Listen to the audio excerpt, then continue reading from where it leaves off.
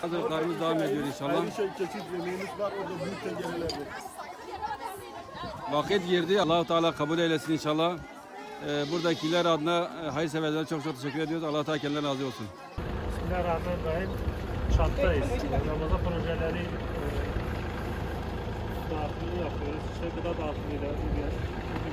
dağıtımıyla başladım. İnşallah iftar, ondan sonra artık sadaka, bir yardımlarınızı muhtaç sahibi, ihtiyaç sahiplerine ulaştırmaya çalışıyoruz. İşte gördüğünüz gibi 600 fazla bir ailesi var. Gerçekten mağdur. Gerçekten de gözü şekilde. Bunları bize emanet ettiğiniz inşallah sadakalarınızı, akikalarınızı, yardımlarınızı bunlara yerine ulaştırmaya çalışıyoruz. Allah hayırseverlerin hayırlarını dolayı onlardan razı olsun.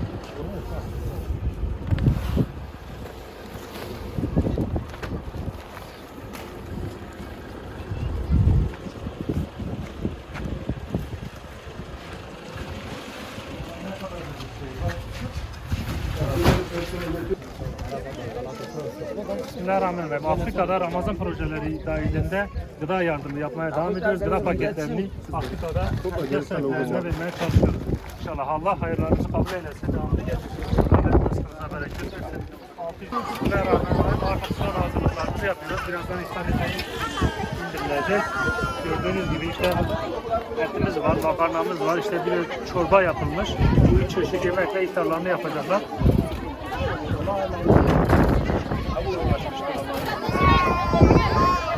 Selamünaleyküm.